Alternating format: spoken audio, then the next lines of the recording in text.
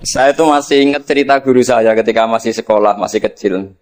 Ada anak baru latihan bahasa Arab mufrodat. Jadi dia taunya kalau yadun itu tangan. Kalau anta itu kamu. Ya kalau jalan ya saro. Kalau kepala ya roksun. Kalau saya ya ana. Ketika dia baru ahli mufrodat, di Arab, kepalanya diusap-usap sama orang Arab.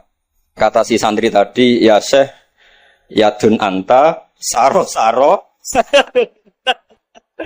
Ala roksi ana katanya. Ya artinya sama. Jadi ya yaitu yadun anta berarti tangan Anda, saro-saro. Terusannya itu ala roksi ana pada kepala saya. Jadi dia belum bisa mengatakan misalnya yaduka ala roksi, tapi ya yadun anta, saro-saro, ala roksi ana. Nah semoga semua dialek tadi nggak termasuk kategori yang itu. Saya dulu sekolah kakak kelasnya Gus Zofur itu ya punya teman kalau dimarahi di kelas itu bilang, Gus tadi saya dimarahi di depan alladzina aja. Jadi apa maknanya alladzina katanya? Katanya di depan orang apa? Banyak. Karena setiap ngaji alladzina wong akeh. Jadi kalau dimarahi di depan publik berarti dimarahi di depan alladzina. Nah ini kapan? Saya tadi pamit sama Gus Zofur itu kapan-kapan bisa disewa enggak Gus? Bisa kan? Ini menurut saya masalah yang lumayan serius. Saya pernah didolani lah sama Habib Soleh Alatas dari Tegal. Ternyata kru dari TV 7 atau kru dari Khazanah sering juga minta masukan dari beberapa narasumber untuk memberi penjelasan tentang tarikh sebenarnya misalnya tentang Umar. Di sini biasanya khas ulama itu dilematis karena kalau ngasih, biasanya pemeran perempuannya benar-benar perempuan. Jadi resikonya kalau cantik itu nanti jadi masalah ikhtilatur rijal wan nisa. Kalau tadi enggak, karena Anwar 3 mungkin. Atau mbak-mbaknya enggak mau berdampingan dengan Abu Jahal, enggak tahu tadi. Jadi saya enggak tahu tadi pertimbangannya itu fikhan atau apa trauma karena takut itu. Para adik-adik santri yang saya cintai, saya bersyukur sekali karena saya biasanya nggak pernah mengacara mau itu hasanah ini mutor ya, karena yang merintahkan guru kita yaitu Kiai Haji Agus Abdul Ghafur. Begini, saya punya usul pada anak-anak.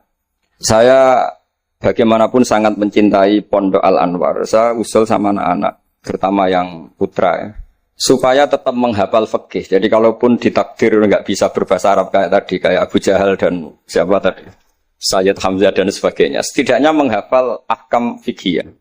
Al-ahkam al-fiqhiyah. Jadi saya mohon muhafadhahnya itu tidak hanya Quran lafdhon wa tilawatan, tapi menghafal ahkam. Ini penting sekali karena kelebihan kita di kampus. Ini pengalaman saya kerja di kampus. Keunggulan kita adalah kita ini hafal kepastian hukum fikih. Jadi misalnya Kangkang harus hafal meskipun nggak bisa baca teksnya kalau iddatul mutafa'an hazaujuha itu arba'ata asyuri wa asyra. Kalau dia min dzawatil hamli wa ulatul ahmali ajaluhunna ayyatuna hamlahun dan sebagainya dan sebagainya. Ini penting sekali karena ternyata yang saya baca beberapa orientalis atau beberapa orang barat itu masuk Islam itu karena Islam itu dianggap hukumnya itu detail. Termasuk mengatur pernikahan, perceraian, tata kelola ekonomi, tata kelola negara dan sebagainya dan sebagainya. Saya pernah ditanya menyangkut ekstremis. Kalau dalam bab dosa besar misalnya. Akbarul kabair ba'dal isyrak billah adalah qatlul mu'min. Jadi dosa terbesar setelah isyrak billah adalah qatlul mu'min. Membunuh orang mukmin.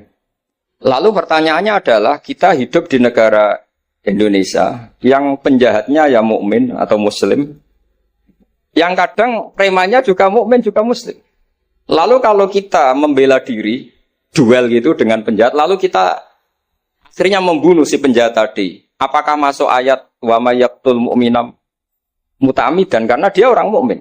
Jawabannya adalah kitab fikih itu menyediakan bab namanya kitabus siyal. Bahwa mangkutila duna mali fahuwa syahid. Mangkutila duna ahli fahuwa syahid.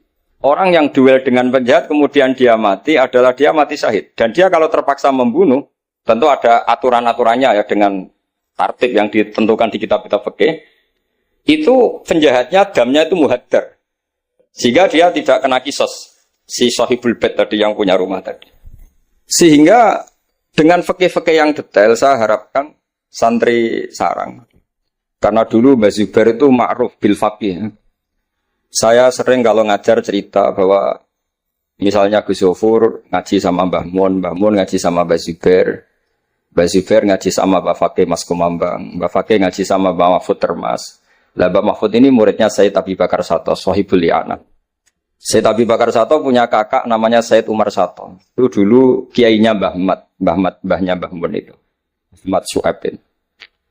Itu dulu berwasiat kalau ngojlok adiknya Sayyid Abi Bakar Sato yang punya kitab I'anah itu.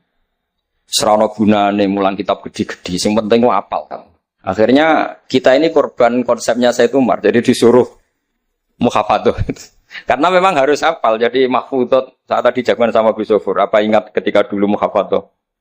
Karena kalau kita muhafadzahnya alfiyah itu gurunya bisa kita akali. Kalau kita pura-pura guru itu biasanya malu nyemak pakai kitab karena dikira nanti tidak hafal. Akhirnya murid-murid tahu. Mesti kebut ya Gus, enggak mesti bingung. Jadi ada trik. Ya akhirnya betul anak-anak dikebut terus gurunya semuanya terus wes pun Pak. Jadi bisa diakali juga akhirnya ya lolos. Terus cerita kedua ini kisah nyata. Saya dulu itu dengan Gus Zofur musyawarah, Fatul Mu'in, macam-macam. Pernah digojlok sama Bapak. Aku masuk krungu kon alim fikih ambek Gus Zofur makili Anwar, tapi aku ora percaya kon iso jawab pertanyaan. Napa, Pak? Itu ada seorang imam lupa baca Fatihah, langsung baca Subbihisma rabbikal a'la. Kemudian makmum bilang subhanallah. Karena si imam tadi hanya hafal tadi 3 juz tadi. Itu enggak pede. Ganti wadduha. Wadduha makmumnya masih bilang subhanallah. Akhirnya ganti surat yang dia pasti benar, yaitu ganti kulhu. Karena dia dikira kalau surat panjang itu salah. Akhirnya diganti kulhu masih subhanallah. Lalu makmum tahu ini enggak ada solusinya kecuali dijelaskan secara jelas. Orang mau coba Fatihah. Lah itu fikih kita. Makanya saya berharap nanti Gus Zofur juga ngarang fikih yang seperti ini. Apakah yang seperti itu membatalkan sholatnya makmum? Karena darurat. Hanya subhanallah nggak memahamkan. Dia mau nggak mau harus ngomong. Kalau masalahnya itu udah baca Fatihah. Nah ini nanti supaya jadi fasul masalahnya Anwar 3 itu kalam ini termasuk membatalkan apa? Enggak. Karena kalau cari padanan ayat Quran tentang Fatihah juga tidak yakin imamnya paham. Misalnya pura-pura baca walaqad atainaka sab'am minal mathani yang artinya Fatihah juga saya yakin imamnya juga enggak paham. Jadi ini ada masail-masail fiqhiyah yang setelah ditanyakan memang fikih dulu itu tidak memuat. Kita harus kreatif, tapi bukan berarti merasa istihad untuk jawab beberapa pertanyaan. Terus cerita keempat, ini tentang guyonan-guyonan ilmiah. Dulu itu kata Mbah Mun itu sering cerita, dan ini etika modern ya. Kebetulan norma modern dalam dunia akademik seperti ini, yaitu skeptisme. Jadi orang itu harus agak ragu kalau dengan pendapatnya. Ada seorang alim itu yakin kalau orang naik bulan itu tidak mungkin karena dia percaya dengan teks Al-Qamar itu fisama irrobiah. Tapi kata muridnya itu Kiai Kudus, semuanya dua-duanya Kiai Kudus itu Kiai terkenal semua. Kalau menurut muridnya pokoknya mungkin ya. Orang mungkin terus dia cerita qala Rasulullah gini panjang lebar. Itu bantah-bantahan tuh sampai 3 jam sampai dekati fajar. Setelah dekati fajar kata gurunya pokoknya cara aku gak mungkin. Terus muridnya bilang, alhamdulillah, dia pun betul nopo-nopo. Gurunya janggal. Kenapa kamu sekarang taslim, padahal mulai tadi kamu terus bantah saya? Karena guru saya sudah bilang menurut saya. Itu haknya guru, kalau bilang menurut saya. Tadi Anda bilang, Pak Guru bilang pola Rasulullah. Itu Rasulullah itu milik kita semua. Jangan-jangan tafsir guru salah, makanya saya bantah terus. Jadi itu unik. Tapi kalau sudah menurut saya, ya sudah itu menurut guru. Kalau tapi bilang kalau qala Rasul gini-gini bisa saja guru salah dalam menafsirkan qala Rasul. Ini penting sekali dalam ulumul Quran. Saya yakin Gus Zofur lebih tahu. Misalnya begini. Saya sering kali digugat oleh para saintis Pak Bahak dalam proses embriologi itu tidak ada min alakir segumpal darah. Yang ada dalam embriologi itu alak itu ya semacam zigot yang nempel di dinding rahim. Kemudian itu yang nanti jadi janin. Kalau segumpal darah ya orang keguguran katanya. Nah, terus saya tanya, apa ada di Quran itu segumpal darah? Kata dia ada min alakin. Saya bilang, saya ini hafal Quran, tidak ada kata segumpal darah. Kalau min alakin ada kata saya gitu. Terus, tapi kata kiai-kiai itu begitu apa? Ya tapi tetap Qurannya itu min alakin, bukan segumpal darah. Yang ada segumpal darah itu terjemahannya, bukan Qurannya kata saya gitu. Ini penting saya utarakan. Nanti kalau terbukti secara sains bahwa nggak ada proses embriologi itu segumpal darah, itu yang salah bukan Qurannya, tapi kita yang mengartikan bahwa alagen itu segumpal darah. Sehingga kalau kamu mengartikan alagen segumpal darah, kamu harus bilang ini menurut saya, bukan menurut Allah dan Rasul. Nanti kalau kamu bilang segumpal darah menurut Allah dan Rasul, berarti kalau penelitiannya salah, yang salah Allah dan Rasul.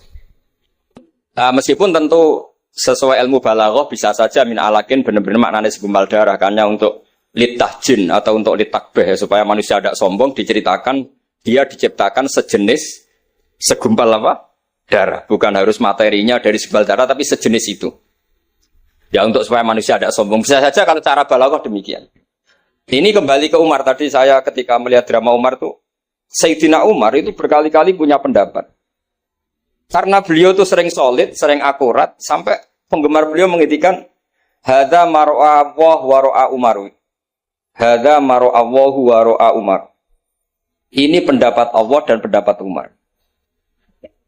Sampai Sayyidina Umar marah besar, la taqulu hadza hukmu wa hukmu Umar, walakin qulu hadza hukmu Umar. In kana sawaban fa min Allah wa in kana khata'an fa min Umar. Kamu jangan mengatakan kalau ini pendapat Allah, tapi katakan pendapat Umar. Jadi kalau benar ya min Allah, kalau salah dari apa? Umar. Tapi sekarang banyak beberapa organisasi ekstrim yang semuanya itu di atas namakan Allah. Mungkin Gus Zofur lebih tahu, lebih ngalami. Orang itu kalau benci seseorang yang kelas nasional, wah itu sudah dihujat, dimaki-maki. Kita yang menemani mereka itu juga dihujat. Wong fasik, wong keliru kok dikancani. Karena pikiran fikihnya adalah kita harus tafrik bainal haqqi wa bainal batil. Harus jelas ada demarkasi mana hak, mana apa? Batil. Itu fikih yang sementara kita pelajari. Sehingga mungkin orang enggak apa ya istilahnya akan menyalahkan lah. Saat kita bertemanan dengan orang yang macam-macam di Jakarta, apalagi orang liberal macam-macam. Tapi kalau sampean ngaji lagi di atas itu, misalnya belajar ilmu tasawuf, kita diajarkan, kalau kamu berteman sama orang dolim, ma tadri madza yuhtamu bih. Orang dolim itu kamu pun tidak tahu madza yuhtamu bih. Jangan-jangan dia yuhtamu bi husnil khotimah. Kamu juga nggak pernah tahu madza tuhtam.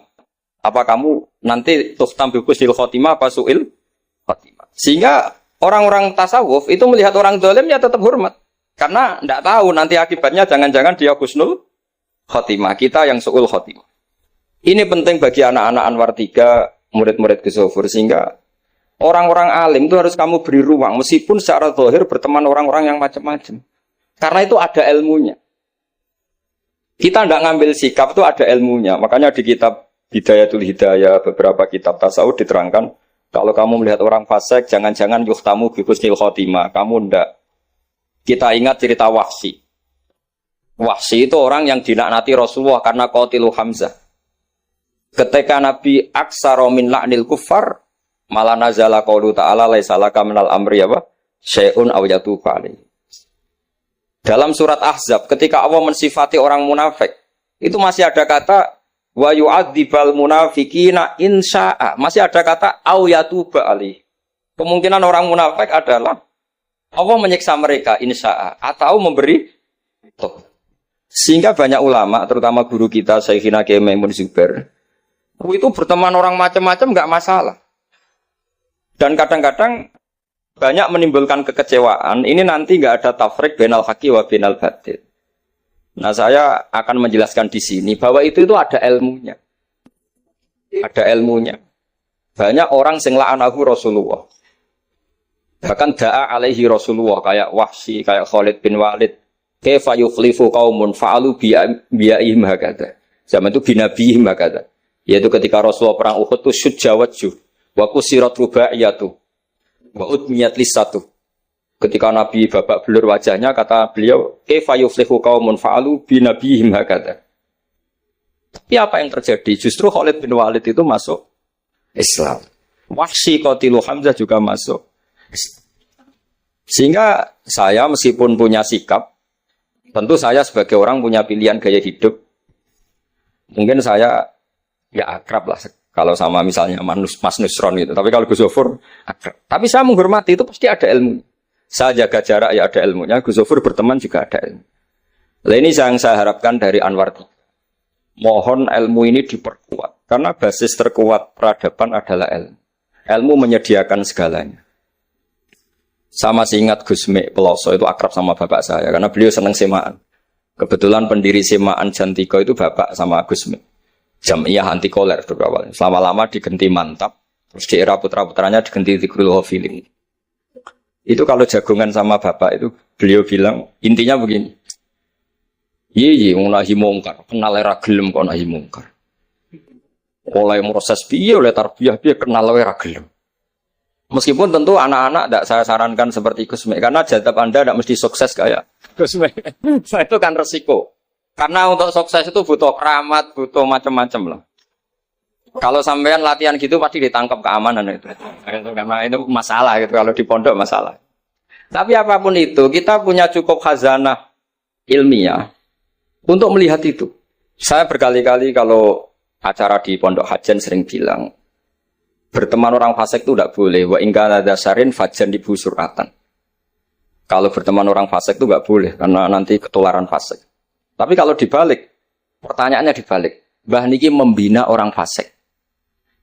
Dan di antara membina tentu prosesnya itu berkawan macam-macam. Kalau dibalik itu menjadi haram apa halal?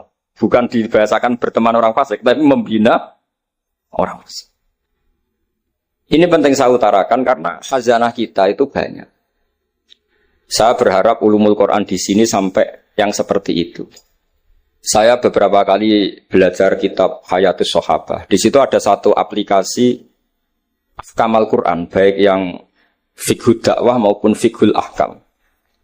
Saya di situ yang paling saya kenang adalah cerita-cerita misalnya termasuk yang dikutip Habib Zain bin Sumit dalam kitab Al-Manhajus Sawi. Suatu saat ada ustadz, saking semangatnya nahi mungkar karena si Harun Rasid sering salah, didatangin. Kata si ustadz tadi, inni nasihun lak famusyaddidun alika fala tajidanna fi nafsika aliyya syai'an. Saya akan memberi nasihat Anda, tapi saya agak ekstrim, agak keras. Mohon kamu jangan tersinggung, Anda jangan tersinggung. Anda ya Amirul Mukminin jangan tersinggung. Tapi apa kata Amirul Mukminin Harun ar-Rasyid? Uskut ya jahil, kamu ustaz bodoh.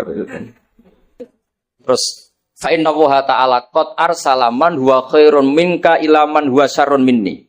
Ini saya terpaksa bahasa Arab karena tadi takut kalah sama Abu Jahal tadi. Jadi ini mohon sekali ini kompetisi. Jadi kalau Abu Jahal saja bisa bahasa Arab, masa saya kiai tidak bisa bahasa Arab. Jadi saya tadi itu, ya kan di Abu Jahal saja bisa bahasa Arab. Fasih lagi tadi. Yang saya kecewa dia sopan ngasihkan mic tadi. Duduknya sudah benar gak sopan tadi kok. Gak benar jadi memerankan Abu Jahal memang harus gak sopan. Tapi semoga berakhir nanti diteruskan jadi Abu Jahal repot. Nah ini kata Harun ar-Rasyid. Inna Allaha ta'ala qad arsala man huwa khairum minka ila man huwa syarrun minni. Wa ma'a dzalika qala ta'ala faqula lahu qawlan layyinan la'allahu yatadzakkaru aw yakhsha. Tentu kita tahu Allah mengutus Musa dan Harun atau Musa saja yang populer. Musa itu man huwa khairun minka, tentu Musa itu lebih baik ketimbang Anda.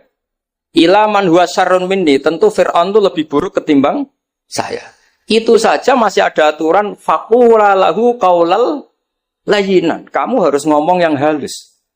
Kok kamu dakwai saya mau pakai kasar? Akhirnya si Fasakata tadi yang gurunya langsung ustadz, yang ustadz tadi langsung diam dan ngakui kalau Harun ar-Rasyid lebih alim ketimbang dia. Nah saya harapkan nanti ulumul Quran di setai 3 itu tidak sekedar mengenali mufradat, tapi mengenali makna terjemah, juga makna yang bisa disimpulkan dari ayat-ayat Qur'aniyah. Sehingga nanti keyakinan saya ya. Apapun berubahnya zaman, nanti Quran itu tetap bisa dibaca kalau cara maknani seperti itu. Tapi kalau Anda maknani mufrodat, resikonya adalah mufrodat yang disebut itu kadang sudah tidak ada. Yaitu tadi misalnya wal khayla wal biwala wal hamira litarukabuha wazina. Tentu sekarang kita naik Innova, kita naik mobil, bukan naik khayl, bukan naik biwa. Tapi kalau dimaknani secara tadi, pokoknya ada markup, ada tunggangan yang kita naiki, ada tunggangan. Dan kalau kita dapat nikmat tunggangan itu, kemudian kita syukur, litaslawu ala duhuri, ya yang penting sumatat guru nikmat rabbikum. Ini penting saya aturkan karena saya berkali-kali berdebat juga. Kalau di kota itu kan ada dialog.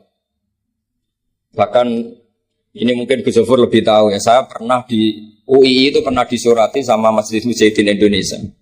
Di situ diterangkan kalau sekian terjemahan Kemenak itu salah sekian, miliknya UI salah sekian.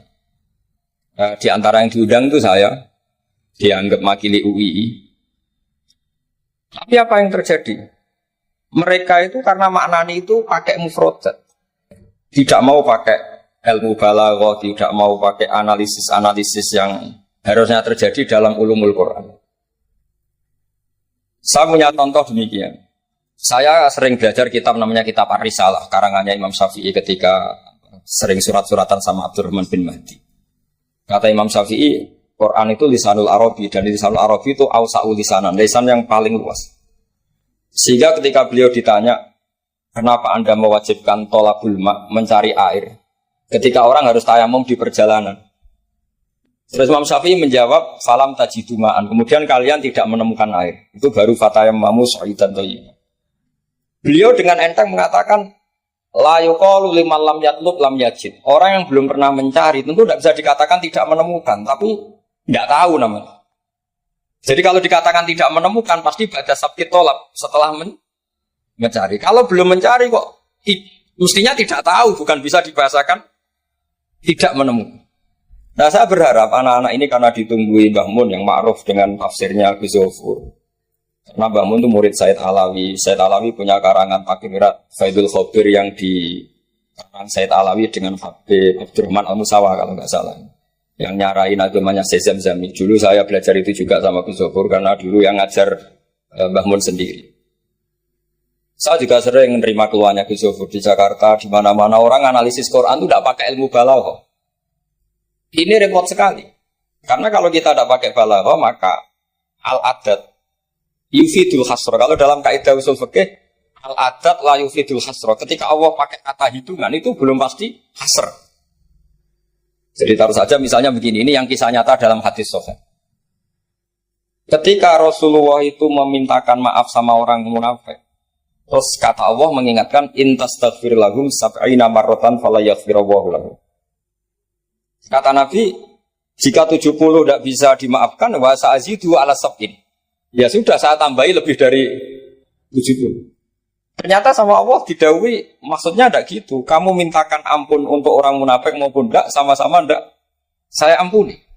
Sehingga terus ada kaidah al-adat la yufidul hasra. Ini penting dalam ulumul hadis atau ulum usul fikih. Karena kalau nuruti adat, Nabi sering dawuh misalnya man sholal bardan dakhalal jannah. Orang yang sholat pada waktu dua dingin yaitu subuh dan asar dakhalal. Terus kamu mau tidak sholat zuhur misalnya, dan sebagainya dan sebagainya. Nabi sering menyebut kebenaran misalnya kebaikan adalah ini.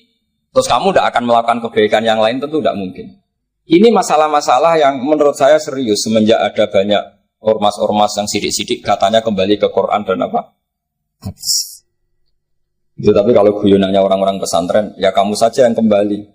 Karena keluar Anda terlalu jauh. Kalau kita tidak perlu kembali, wong sudah di dalam katanya. Yang keluyuran kemana-mana kan kamu. Kalau kita tidak pernah kemana-mana, jadi ngapain kita yang kembali? Anda saja yang apa? Kembali. Jadi ini penting ya, penting sekali. Karena pengalaman saya di Jogja, pengalaman saya di Jakarta ketemu orang macam-macam itu, memang pernah ya di Jakarta pernah ada satu acara.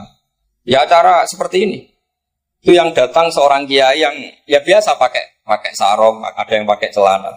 Itu pas mulai pegang mic ada separuh hadirin keluar. Alasannya gampang. Belum enggak pakai sunnah Rasul. Karena kiainya enggak cingkrang. Itu sudah keluar separuh. Ketika saya ditanya, Pak, kenapa Anda masih mendengarkan mereka? Mereka enggak ngikuti sunnah Rasul, mereka enggak cingkrang. Kata saya gini, Rasulullah itu hafal Quran. Dan saya kebetulan saya hafal. Jadi saya sudah ngikuti sunnah Rasul. Jadi kalau Anda ingin sunnah Rasul kayak saya harus hafal Quran. Kalau motong celana itu gampang. Kalau potong celana itu gampang. Itu kan murah sekali dan mudah. Itu mikir dia. Ternyata mereka bilang sunnah Rasul itu hanya jenggot, cingkrang, wayoh bila ada tambahnya itu. Itu lah ini saya tantang anak-anak Anwar 3 supaya ngikuti sunnah Rasul yang keren, yang tantangannya berat, yaitu hafal berapa Gus tadi 3 juz itu. Itu saya tuh sering protes sama anak-anak. Itu nanti kalau ketemu malaikat Jibril, Anda dianggap mengikhtisar Quran. Oh, itu kan. Masa Quran 30 juz jadi 3 juz. Itu kan kayak kitab Mukhtasar Jidan dari kitab besar terus diringkas. Saya tidak bisa membayangkan kalau Anda nanti ditanya malaikat Jibril, kenapa Quran saya turunkan 30 juz jadi 3 juz. Ya tapi karena ya itu tadi, karena saya yakin Gus Zofur orang alim itu tadi kaidahnya itu malayidrokukulu, layidrokukulu. Kalau nggak bisa semua jangan sama sekali. Ini sekedar pengalaman untuk anak-anak. Kalau di pondok Quran itu sampai dari sekolah itu buatan berani. Karena dikira kayak sudah sampai 30 juz. Memang pondok Quran itu unik. Anak-anak itu bisalahnya 2 juz 12, juz 13. Tapi juz amma itu udah hafal. Karena ketika menghafalkan itu udah kober ngapalkan yang juz amma. Memang hafal betul juz 7, juz 8. Tapi juz amma kadang nggak bisa, buat duha kadang nggak bisa. Imam Mitraweh kadang nggak bisa dia, karena dia surah kober, karena ngapalkan Quran itu kan berat. Karena suatu saat saya tuh tahlil jajar santrinya Bapak. Dia tahlil kulhu, waktu tahlil kulhu itu juz 30, kayak apal 30 aja gitu. Jadi untuk baca kulhu itu memang harus urut setelah melewati juz 1, juz 2 sampai juz 3. Sampai seperti itu. Gayanya maca kulhu kayak wis apal juz 30. Sehingga di pondok Quran tuh enggak ada yang berani terus juz 30 karena kesannya kan sudah. Iya, jadi itu tradisi yang mungkin mungkin beda itu. Saya sendiri juga agak seneng kalau ada santri kok terus juz 30 itu kok melete itu kok sudah. Nah ternyata di sini saya ketemu santri-santri yang jurus juz 30 terus ini. Wah ini menurut saya ini agak masalah dalam tradisi saya ya, terhadap tradisi kami.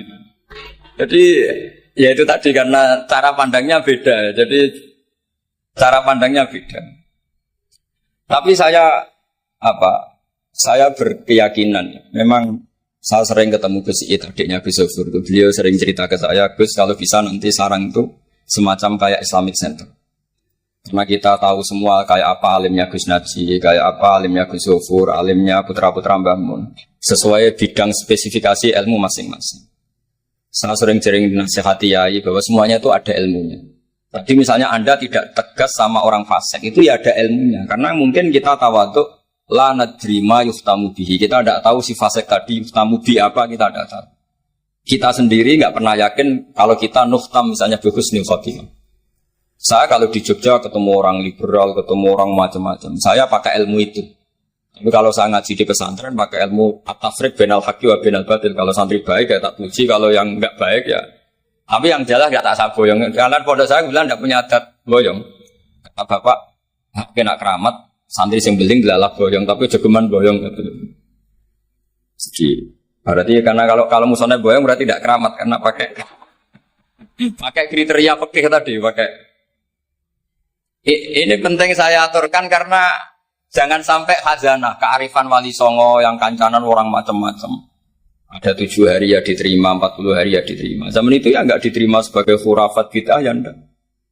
Sehingga menurut saya wali songo itu adalah panutan di mana itu semuanya diselesaikan bil ilmi. Bukan karena emosi si reaksi itu enggak, semuanya bil ilmi. Saya pernah baca kitab Al-Minanul Kubro karangannya Imam Sa'roni. Beliau cerita sebagian ilmu itu sudah keluar dari afdholiyah karena satu kondisi. Misalnya sebaiknya amal itu sirron. Tapi kenapa guru-guru kita Mbah Mun sendiri sering pengajian besar, Gus Zofur, banyak lah yang mau acara besar. Saya sampai sekarang nggak pernah punya acara besar. Wiling-wilingan saya yang pengagum sirron gitu. Tapi ternyata di kitab-kitab kita, kata Abdul Hasan Asyadili mengatakan alinu bito atikum kama yatadzaharu ghairukum bil ma'asi. Maksiat di Jakarta di mana-mana begitu ekstrim, dangdut begitu terbuka, diiklankan besar-besaran. Tapi kalau pengajian nggak besar-besar, dulu itu pengajian itu nggak ada yang besar karena mahal. Dulu orang soleh itu ciri utamanya adalah khifatul ma'unah, biayanya sedikit.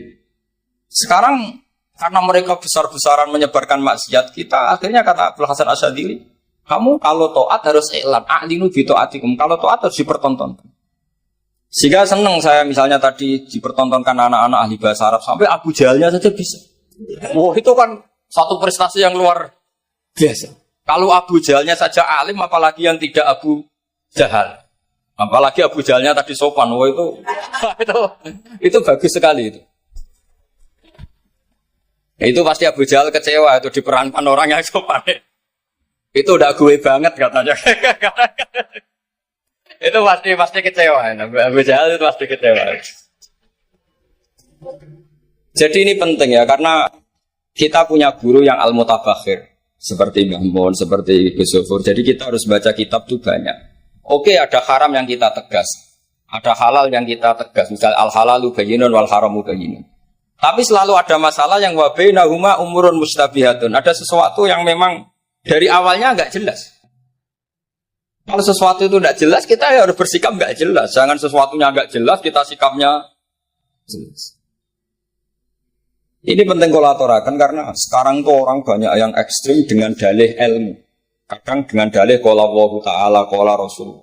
Itu pesannya Sayyidina Umar. Kalau bisa jangan. Karena makna yang tasreh, makna yang eksplisit, makna yang sorry seperti itu, jangan-jangan subjektivitas Anda. Seperti tadi si Ustadz tadi ketika dia tegas, dia seakan-akan bahwa mandat Tuhan kalau saya harus ulil haqqa walau kana murron misalnya seperti itu. Tapi setelah diingatkan Harun ar-Rasyid bahwa Musa yang termasuk Abdul Khalqi tentu, termasuk orang-orang pilihan, ternyata masih disuruh sopan hanya kepada siapa? Fir'aun, yang jelas toh. Ini pelajaran bagi kita, makanya saya ketika datang di acara Mbak Najwa itu, mungkin yang saya agak beda. Itu kalau Pak Quraisy Shihab kata Mbak Najwa itu kan kalau cerita nulis buku katanya kami, karena takut kalau bilang saya tidak mewakili guru-gurunya, tidak mewakili ulama-ulama dulu. Tapi kalau anak-anak Anwar 3 tidak harus seperti itu, boleh nggak apa-apa kata saya. Jagani nak salah itu, sing salah sampai antok. Itu kalau musonep ngarang kitab bilang kami, itu Gus Zofur ke bawah nanti. Jadi saya itu dalam konteks itu tidak sependapat. Karena resikonya tinggi sekali. Misalnya ngarang bahasa Arab bilang kami jebule tadi yadun anta saro-saro ala rosi anak gitu kan. Itu fatal sekali. Terus ini yang terakhir karena saya tabarruk sama para sahabat. Ketika tahun kedua tadi Gus Zofur menyinggung perang Badar. Ketika tahun kedua itu baru kedua dari Hijriah. Itu para sahabat itu sudah banyak yang hafal Quran dan paham, padahal baru tahun kedua. Yaitu yang bawa itu Mus'ab bin Umair. Itu ketika Rasulullah mau perang Badar dan istasyarah, meminta musyawarah sama orang-orang Ansor, istasyarul Ansor. Karena orang Ansor itu hanya punya kompensasi jika engkau ya Rasulullah ke Madinah, Yasrib dulu, maka kita akan melindungi engkau sebagaimana kita melindungi nisa'ana wa abna'ana. Tapi masalahnya perang Badar itu Rasulullah harus keluar dari Madinah. Rasulullah sehingga khawatir jangan-jangan orang Ansor tidak berkomitmen dengan perjanjian itu karena itu di luar apa? Perjanjian karena sudah keluar dari Madinah. Ketika istasyarul Ansor, apa kata itu? Miqdad bin Aswad, ada yang nulis Miqdad bin Amr. Karena bapaknya namanya Amr, cuma dia masyhur disebut Miqdad bin Aswad. Ada rawi yang mengatakan itu Sa'd bin Mu'adz, tapi yang jelas itu Miqdad bin Aswad. Ini ingat ya, tahun kedua dari Hijriyah. Apa kata Miqdad? La naqulu laka kama qalat Banu Israil Fathab anta wa rabbuka faqatila inna hahuna qa'idun. Walakin idhab anta wa rabbuka faqatila inna ma'akuma muqatilun. Ya Rasulullah, kamu jangan khawatir kalau kita-kita ini pecundang kayak orang Bani Israel. Orang Bani Israel itu kurang ajar sekali. Mereka yakin kalau Musa itu orang hebat. Dan tentu Allah adalah zat yang super. Ala kulli syai'in. Kalau Allah itu superior, kemudian kamu kenapa susah-susah ngajak kita? Buat jenengan sama Allah datang ngelawan Jababiro, tak tunggu beritanya. Itu kadang-kadang santri sekarang ya kayak Bani Israel. Itu kalau ngerti kiainya keramat, misalnya Gus Zofur lari seminar keramat, terus kiai itu sudah serau usah diaturi. Jadi kadang keyakinan itu ya salah.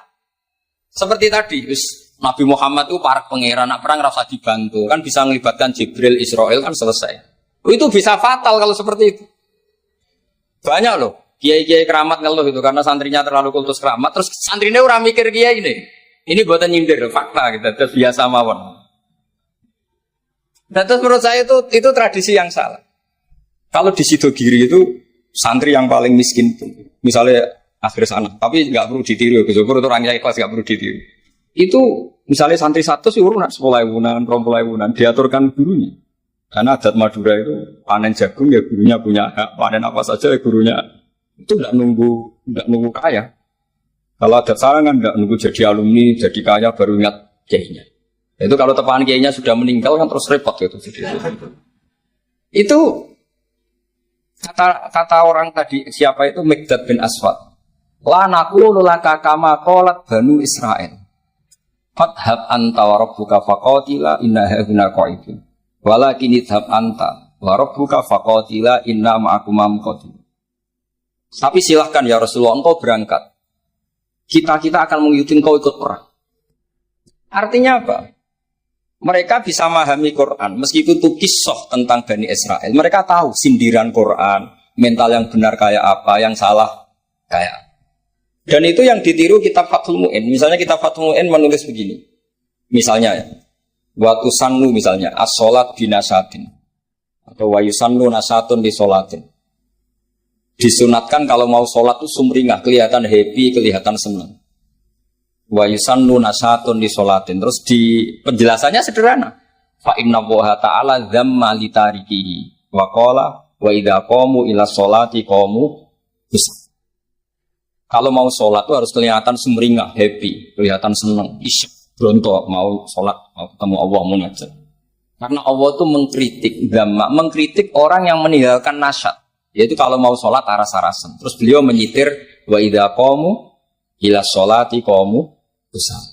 Sehingga ketika kita baca tentang orang munafik, bukan berarti untuk orang munafik di sana, kita di sini. Seakan-akan kita terbebas dari sifat orang apa? Itu bukan da'bu ulama'ina, bukan ahwal ulama'ina. Ahwal ulama kita ketika baca Quran adalah otomatis kita memahami.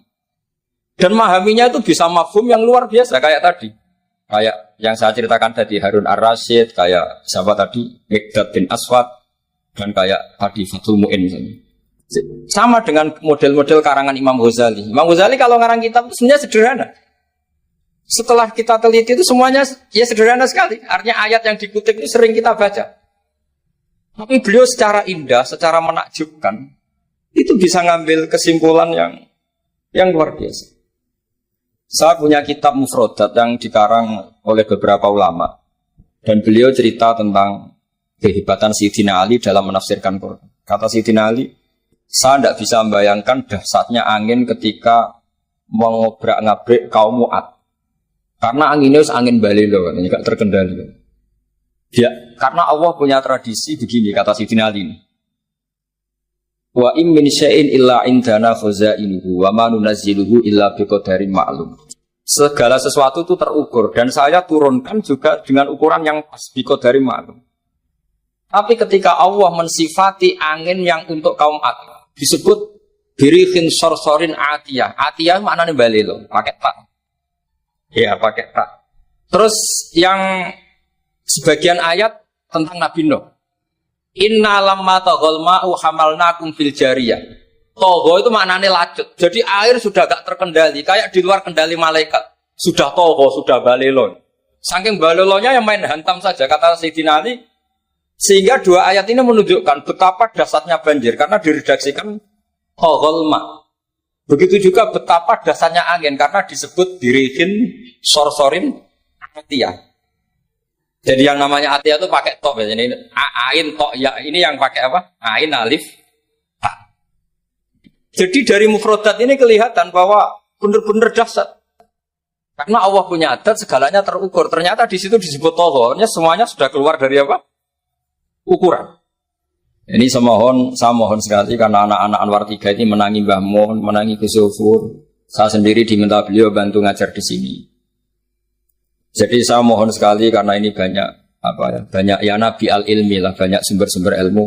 Tolong sekali dimanfaatkan yang baik. Terutama anak-anak yang di muhadharah ini kajian-kajian fikihnya itu harus dihafal. Karena hafal ini sanad kita. Dulu Mbah Mat itu ngaji sama Said Umar, kakaknya Said Abi Bakar Sato. Memang semua kitab itu harus mahfudz, harus dihafal. Saya sendiri dengan Gus Zufur itu yang mendapat barokah muhafadzah zaman sekolah. Dulu kalau nggak muhafadzah itu nggak naik. Tapi ya dulu bisa diakali ternyata itu. Dulu Mbak Fakih itu ahlinya Faati. Jadi kalau ada orang anak nggak naik ditanya. Sungkin arah munggah pening di ngitung terminal, Mbah. Ngoten niku Mbak Fakih terus diunggahno. Kata beliau, nak nganti ning terminal dadi wong nakal aku sing kedosan.